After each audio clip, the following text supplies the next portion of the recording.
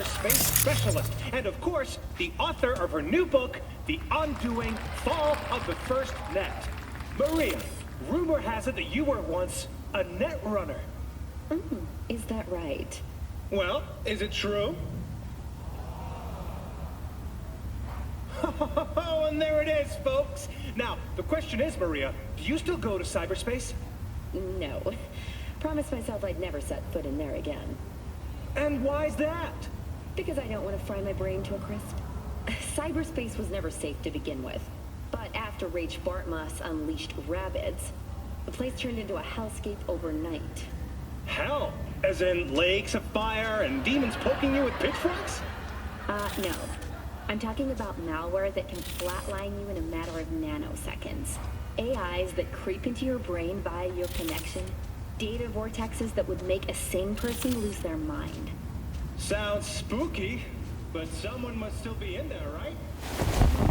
Probably over-chipped corpos in cryosuits using up half the energy grid. Or just crazy people. Alright, but let's say I, Ziggy Q, jacked myself into cyberspace. Your brain would implode. Literally. Mr. Stud. Tiancha, come quiet. In those few nanoseconds before I flatline. All depends on you. Cyberspace is data flowing straight into your brain. It bypasses all of your normal senses. Sight, touch, hearing. You'd have to visualize it somehow. Otherwise, well, you know what happens. You'd see some clouds resonating, pixels falling in a drizzle. It's hard to describe. Fascinating. And just a tad disturbing. After all, this is cyberspace we're talking about. Ordinary netizens, we don't have anything to worry about, right? I think you're gonna have to reread my book, Siggy. That I will, Maria. And everyone else watching should do the same. Maria Jimenez's book, The Undoing Fall of the First Net, available tomorrow in stores near you. Thanks for being on the show with us, Maria. Well, Night City, our time's up. Till next time.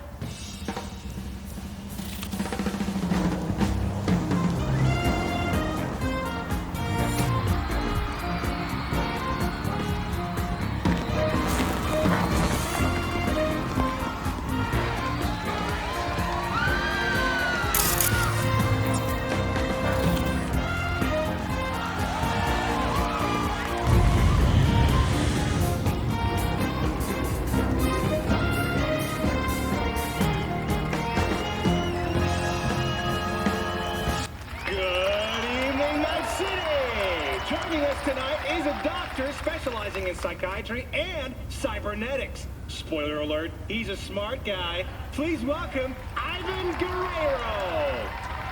I'm truly flattered, Mr. Q. Greetings to all in Night City. Am I right in saying you're a cyberpsychosis therapist? That's correct. So how are things in the Mac staff? Good one, Mr. Q. I actually work in the Oak Ridge Hospital. Well, you sure are a funny guy, Ivan. Let's go back to basics, shall we? Just what is cyberpsychosis? It's a spectrum of psychological disorders caused by cybernetic implantation. But look, I've got 7 implants myself, and I haven't completely lost my mind, though my ex-wife would probably disagree. Everyone has their own breaking point. Some patients get symptoms after their first implant. Others remain in perfect psychological health even after what we call a full-body conversion. Fascinating. So tell us, Doc, what causes cyberpsychosis? Well, it depends on a lot of things, but the most vulnerable are undoubtedly those who display antisocial tendencies. What if implants aren't the real problem? I mean, sooner or later, wouldn't those kinds of people snap by themselves? Interesting question, Mr. Q. In all fairness, there are prominent voices in the scientific community who claim we're confusing correlation with cause and effect. Some go even further and say that cyberpsychotic attacks are a manifestation of societal degradation, like mass shootings once were. Only difference now is that people don't just have a gun. They've got implants to murder others. And what's your personal opinion, Ivan? I'd start by saying that there's an indisputable connection between cybernetification and psychological disorders. We've seen this with rats. When we replace 1/3 of their body with cybernetic equivalents, they become 5 times more likely to display psychotic tendencies than the control. Sheesh! Well, I just hope I don't meet any of those cyber rats on the subway. But, and I can't stress this enough, disorders are a product of one's cultural surroundings. They don't necessarily lead to violence. Well, now wait a sec. You're saying that cyber psychos are violent because... Because our society is obsessed with violence. You could even say we glorify it. Fascinating.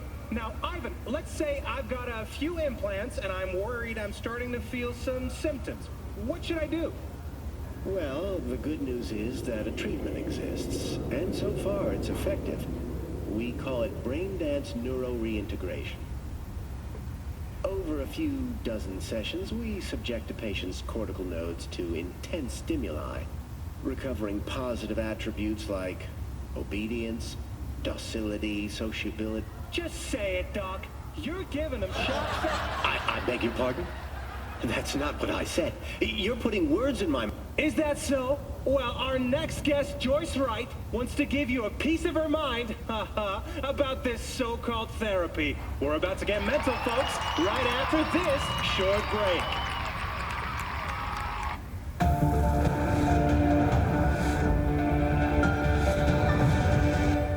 Yo, my tubers, shroomers, and fumers, Mr. Whitey here. Drop that milquetoast kibble and rush to the nearest store for a taste of sweet, clean speed.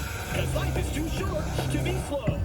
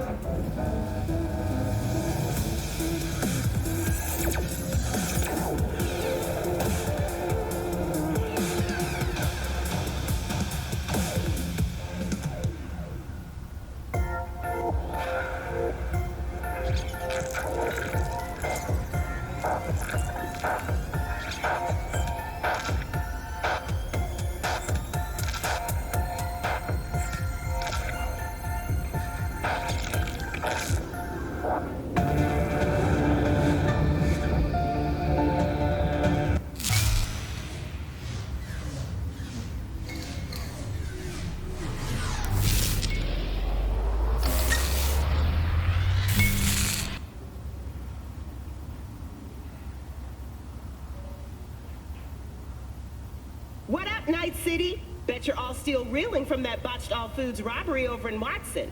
And if you haven't seen it, feast your optics on this.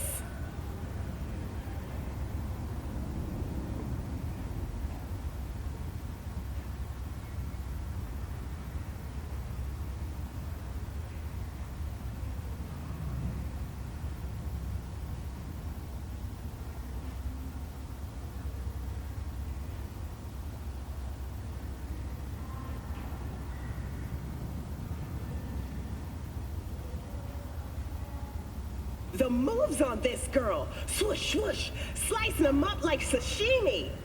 Now, a lot of you called and asking what kind of edge she's packing. Your girl Karina here got a mighty enhanced look, and I'm almost 100% positive they're Daikon NT Mantis blades by Arasaka.